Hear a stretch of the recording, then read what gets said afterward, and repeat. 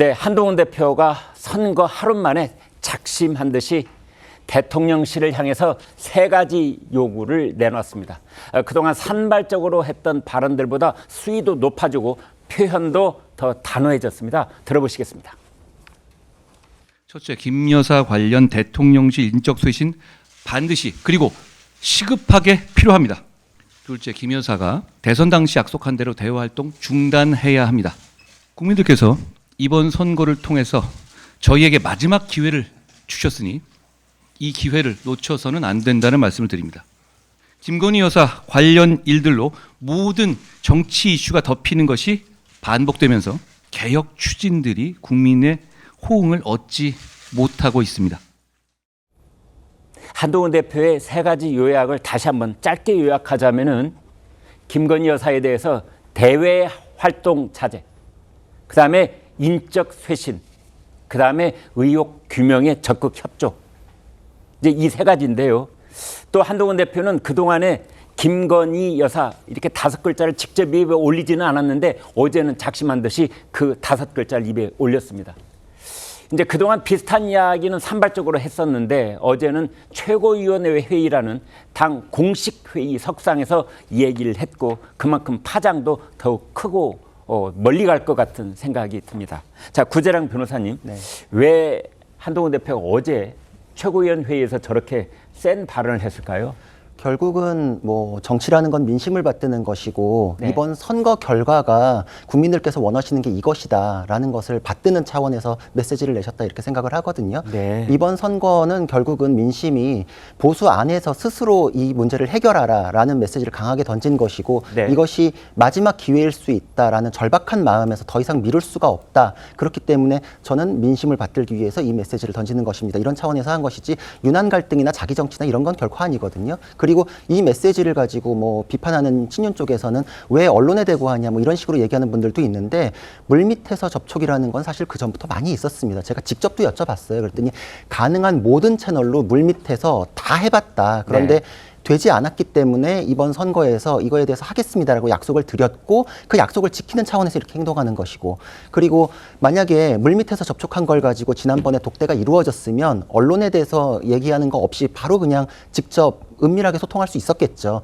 그것은 이렇게 밀린 것이 뭐 한동훈 대표가 만든 게 아니거든요. 그리고 이 이슈들 자체도 한동훈 대표가 얘기를 했기 때문에 비로소 수면 위로 드러난 것도 아닙니다. 김대남 씨의 녹취에 의해서 십상실한 발언이 나오니까 수면 위로 드러났고 사실 언론에서도 한 1년 전부터도 이거 다 알고 있었잖아요. 그러니까 이거에 대해서는 결국 공론의 장으로 나온 건 대통령실 출신의 발언이었기 때문에 이거는 정부 여당에서 해결할 수밖에 없다. 그리고 여사님에 대해서 대외활동 자제라는 거는 여사님 스스로가 약속했던 거잖아요. 다시 또 그거를 국민에 대해서 약속을 지키자는 차원의 얘기는 할 수밖에 없었고 결국 요약하자면은 이번 선거는 국민들께서 원하시는 게 무엇인지 명확히 드러났기 때문에 그것을 약속이 허언이 아니라 정말 지키겠다는 차원에서 바로 지키겠습니다라는 메시지를 내는 차원에서 저 발언이 나왔다 이렇게 해석할 수 있습니다. 네.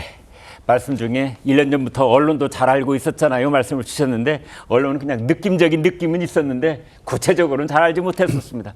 그리고 지금 말씀을 이제 요약을 하자면 한동훈 대표가 어제 이런 발언을 한 것은 여러 사정이 있었겠지만 한마디로 그만큼 이번 상황을 절박하게 보고 있다는 뜻이다. 이제 이렇게 요약을 해볼 수 있겠습니다. 조기현 위원장님, 그런데 문제는 한동훈 대표의 저런 발언보다 더 중요한 것은 용산 대통령실의 반응인데 부정적인 기류가 있는 것 같아요. 그렇습니다. 일단 재보선 결과에 대한 해석에도 차이가 있는 것 같습니다. 네. 한동훈 대표나 지금 국민의힘 지도부는 한동훈 대표가 대통령과 차별화하면서 새롭게 국민의힘이 가기 위해서는 한동훈 대표에게 좀 힘을 실어줘야 된다. 이런 민심이 금정구청장 선거에 드러났다. 이렇게 보는 반면 네. 대통령실은 이 관련돼서 재보선 관련의 입장에서 4대 개혁을 흔들림 없이 추진하겠다고 했습니다. 네. 최근에 제기된 김건희 여사 관련 여러 가지 의혹, 명태균 씨 의혹 등 관련해서 이런 문제에도 불구하고 압도적으로 금정구청장 선거를 승리한 것은 여전히 현 정부에 대한 어떤 민심, 지지 민심 또 개혁 정책에 대한 지지 민심이 있다고 보는 것이죠. 그럼에도 네. 불구하고 선거가 끝나자마자 이렇게 공세 수위를 높이는 것이 당연히 달가울 리가 없고 특히 내용적으로도 지금 김건희 여사를 직격하는 내용입니다. 활동자재라든가 인적쇄신도 계속 거론되고 있는 7인회에 대한 청산 문제 아니겠습니까? 네.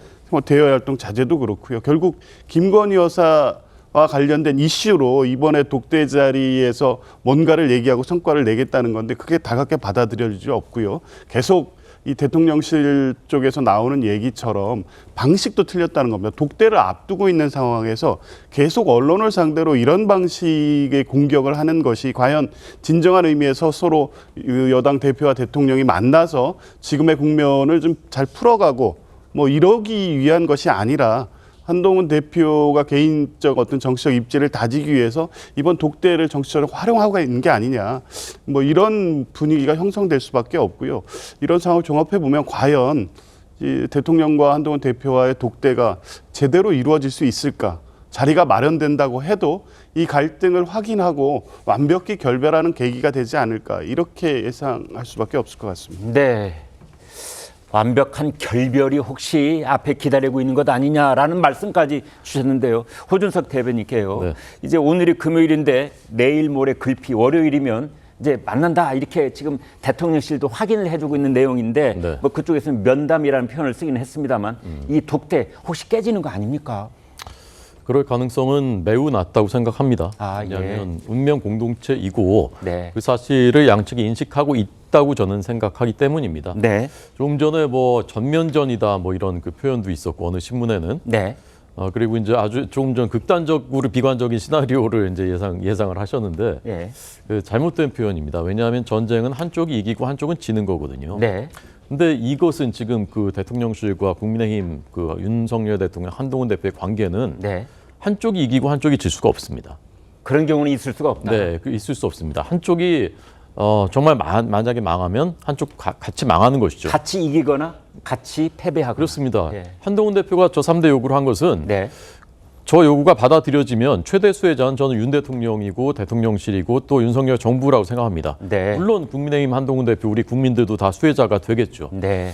그래서 저는 이번 독대에서 그 자리에서 어떤 그 결과가 나오면 제일 좋겠지만 네. 뭐 3대 요구 다 수용하겠다 뭐 이렇게 하면 제일 좋겠지만 설령 그렇게까지 가지 않더라도 네. 윤 대통령이 경청을 하시고 민심이 어떤 것들이 있다. 그리고 한동훈 대표가 직접 겪은 그런 것들에 대해서 이해의 폭을 넓히고 그리고 장기적으로 보면 대체로 한 대표가 요구한 것을 안 듣는 것 같지만 나중에 보면 수용한 것이 적지 않습니다. 네. 여야 의정, 뭐 2026년 증원, 이번 독대도 그렇고요.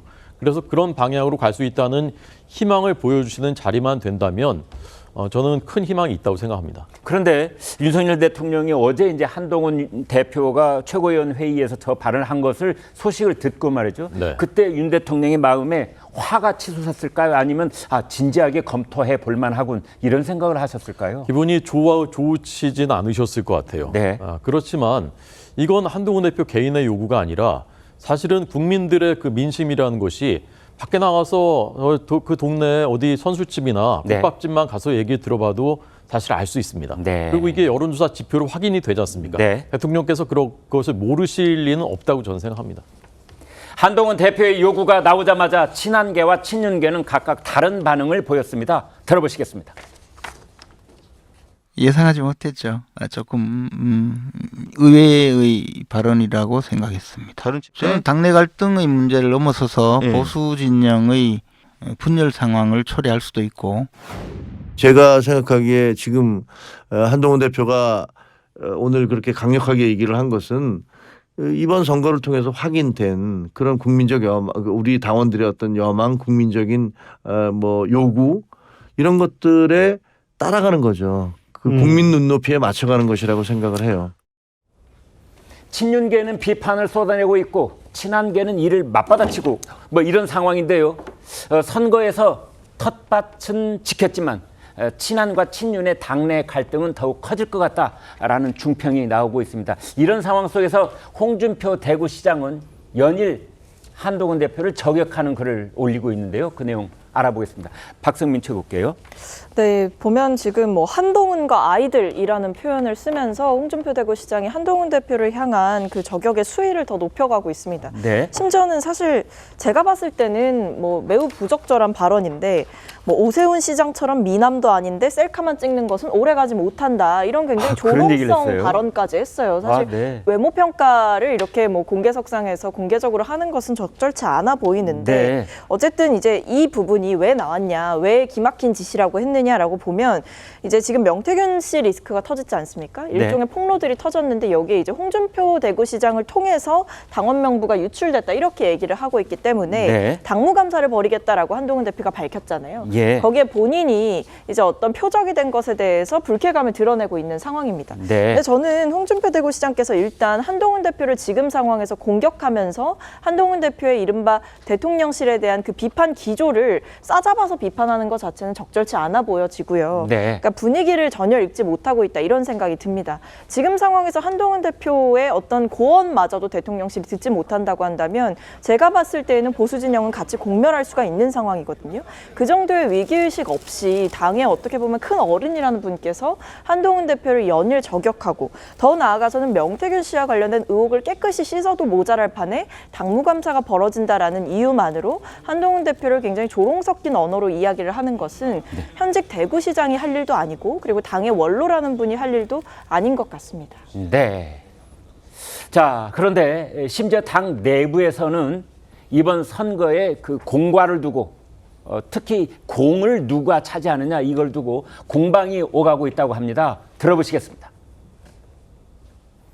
이제 한동훈 대표가 이른바 여당 내 야당 노선이라고 그럴까요? 뭐 이런 것들을 아주 공개적으로 아주 명확하게 선명하게 표방을 했는데 저희 그 전통적인 저희 당 지지층들도 굉장히 많이 동요하고 이탈하고 뭐 침묵하는 그런 분위기에서 그래도 한동훈 대표의 그런 자구책에 나름대로 마음을 주신 것 아닌가 이렇게 보고요.